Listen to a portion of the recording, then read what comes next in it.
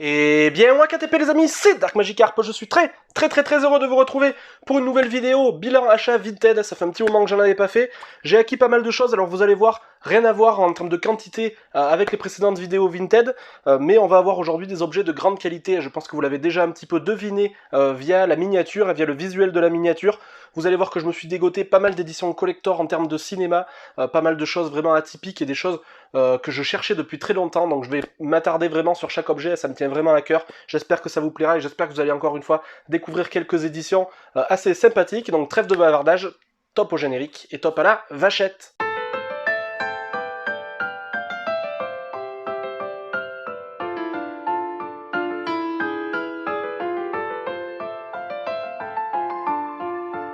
On va commencer tout doucement, on va y aller crescendo, on va commencer avec les films vraiment classiques et dans des éditions somme toute assez classiques. Premièrement, merci à toi mon cher Alexandre de la chaîne Ciné Chez Soi qui m'a gentiment vendu via son Vinted. Il y avait un petit film qui me faisait de l'œil depuis un petit moment étant le casting et le réalisateur me scie à merveille et je n'avais jamais vu ce film. D'ailleurs cette édition je ne la connaissais pas, je l'avais jamais vu en magasin, je savais pas du tout que c'était sorti sur notre sol français. Il s'agit du film Ces garçons qui venaient du Brésil, pardon. Voilà un film voilà, réalisé par Franklin J. Schaffner déjà, donc déjà ça annonce un petit peu la couleur, les réalisateurs notamment, je vous le rappelle, du tout premier La Planète des Singes, de Papillon aussi, qui sont deux de mes films favoris, donc ça peut que me plaire. On a Grégory Peck en plus en chef nazi, voilà, rien que pour ça, ça vaut vraiment le coup d'œil.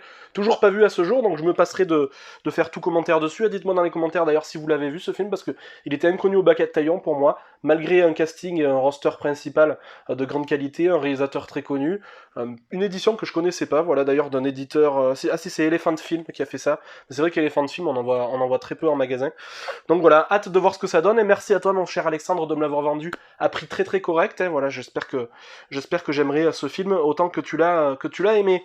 Deuxième film, je suis en train de me faire la filmo de Terrence Malick, hein, puisque c'est un réalisateur qui malgré qu'il ait fait des films que je n'aime pas spécialement, je sais pas pourquoi, je suis curieux toujours d'en voir plus, de voir son évolution dans le cinéma, son évolution dans l'histoire, et on m'avait très bien vendu La Balade Sauvage, qui est son tout premier film, voilà, sorti en 1971, me semble-t-il, 73, voilà, c'est assez ancien.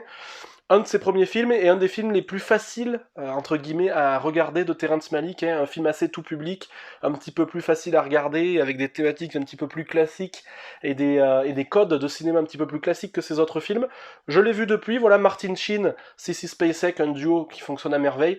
Par contre, je trouve que ça a pris un gros coup de vieux au niveau des dialogues, malheureusement, j'ai trouvé ça assez cucu. C'est dommage parce que les images et la thématique étaient vraiment sympas.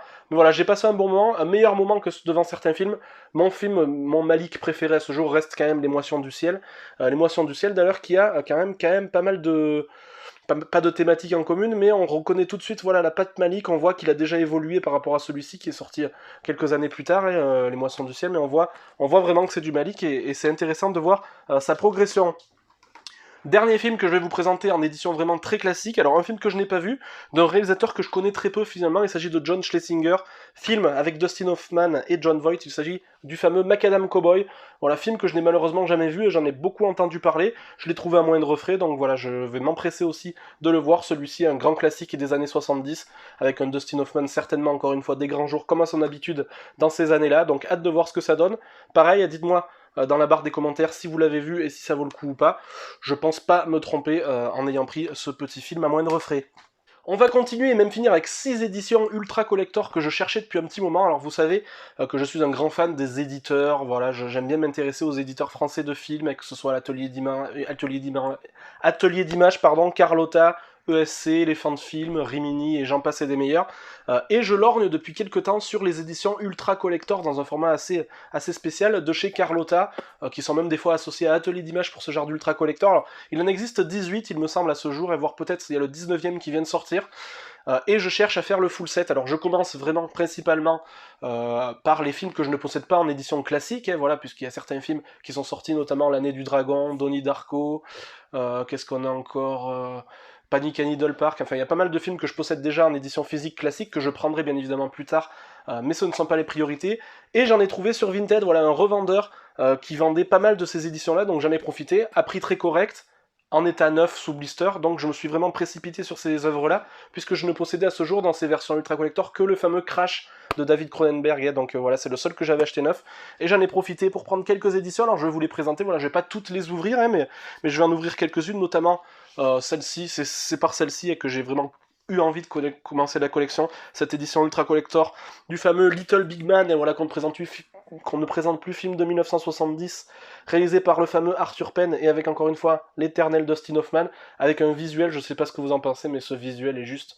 absolument fantastique. Alors j'espère que vous le verrez bien hein, sur la vidéo, j'ai du mal en général à faire le focus, ce visuel exceptionnel. Alors je vais vous montrer comment ça se présente sur celui-ci, je vais vous montrer le format, et les autres je vous les ouvrirai pas à chaque fois, et vous verrez uniquement les jaquettes avant. Donc ça se présente comme que ceci, déjà pour la collection c'est assez bien, puisqu'on peut soit les présenter dans ce sens-là, avec la tranche dans le sens un petit peu bouquin, on va dire, avec le numéro à chaque fois en haut. Pour ceux qui ont la collectionnite aiguë, c'est vraiment bien d'avoir les numéros qui s'acheminent comme ça, un petit peu en longueur sur les étagères.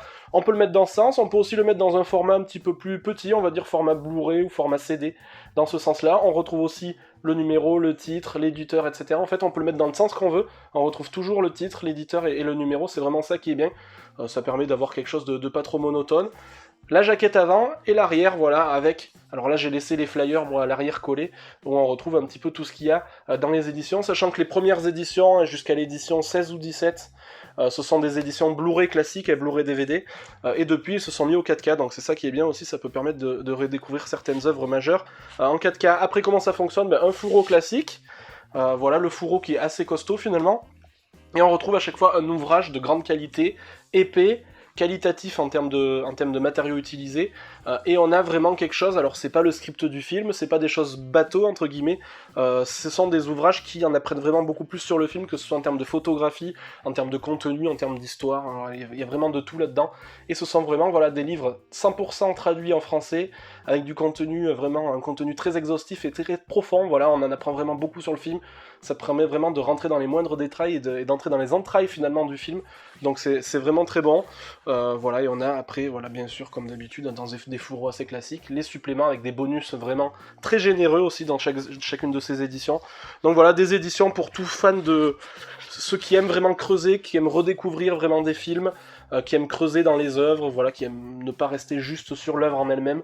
C'est vraiment des éditions qui sont absolument magnifiques. Donc le Little Big Man avec Dustin Hoffman, qui est le numéro 4, et comme vous l'avez vu, on va continuer à peu près dans l'ordre, et voilà, je les ai pas tous, mais le numéro 5, Les Banlieusards, voilà, film de Joe Dante, le fameux réalisateur notamment des Gremlins, avec Tom Hanks, sorti en 1988, qui a eu le droit à son édition aussi, avec un visuel assez magnifique. À chaque fois, ce sont des visuels, voilà, c'est ça que je voulais vous dire, ce sont des visuels créés de toutes pièces uniquement dans le cadre de cette œuvre-là, par un artiste vraiment reconnu dans l'univers du cinéma, voilà, ce sont parfois des graphistes, parfois des personnes qui ont fait des affiches de films, etc., donc ce sont des personnes vraiment connues, qui ont travaillé vraiment sur un visuel exclusif à cette édition. Donc voilà, Les Banlieusards, The Burbs en anglais, avec Tom Hanks, et voilà, film qu'on ne présente plus non plus, et je ne m'attarde pas forcément dessus. Ensuite, un film que je n'ai pas encore vu, mais qui va forcément me plaire aussi, on a tous nos grands classiques qu'on n'a pas vus, Profession Reporter avec Jack Nicholson, encore une fois, voilà, film sorti, je crois, en 78, celui-ci, 75, voilà, je me tombe toujours sur les dates, il faudrait que j'arrête de tabler un petit peu là-dessus. Un visuel, je sais pas ce que vous en pensez, mais à tomber par terre, voilà. Les années phares, voilà, les années où le Jack Nicholson était vraiment en feu, j'ai envie de dire, ces années-là, donc ça devrait être du tout bon aussi. D'ailleurs, Michelangelo Antonioni, réalisateur que je connais assez peu aussi, hein, je sais pas si vous le connaissez, dites-moi si ça vous parle, mais moi ça me parle assez peu finalement, ce réalisateur-là, donc encore une fois, un super visuel, donc celui-ci c'est le numéro 10. Alors vous voyez qu'à chaque fois on a marqué Carlotta ici, mais il y a aussi certaines éditions qui ont été faites en partenariat avec Atelier d'Images, je vous montrerai, je crois que j'en ai une. Après, on redescend encore une fois au niveau de l'époque cinématographique, La Dame de Shanghai. Bon, ça, je pense que je ne le présente plus, Orson Welles, Rita Hayworth, dans un film d'Orson Welles. Un des plus grands classiques de la fin des années 40, j'ai envie de dire encore une fois, voilà, avec un superbe visuel qui rend hommage aux affiches de l'époque et qui retranscrise parfaitement l'ambiance du film, que je pense vous avez tous vu. Voilà, il s'agit du numéro 11, celui-ci.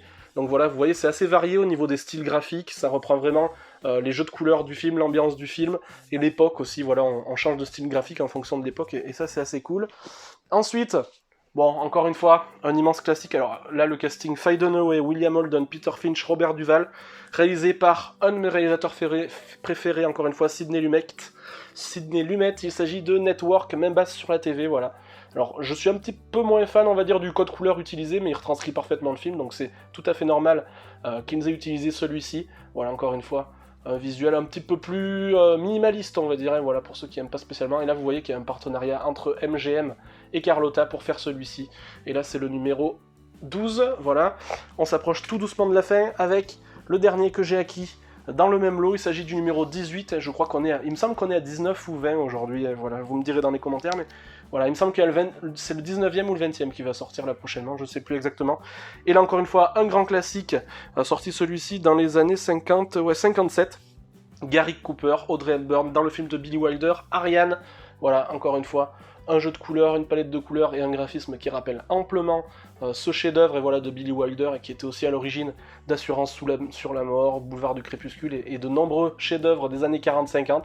Donc voilà, le dernier que je possède, encore une fois, numéro 18, MGM Carlotta.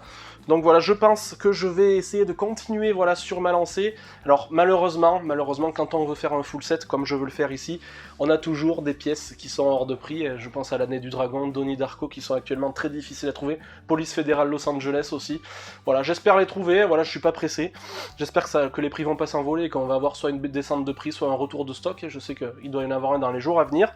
Donc voilà, j'espère que je vous ai présenté des éditions qui vous ont plu, les amis, des films aussi que vous n'avez pas forcément vus et qui ont pu vous donner un petit peu des idées pour les visionnages des semaines à venir.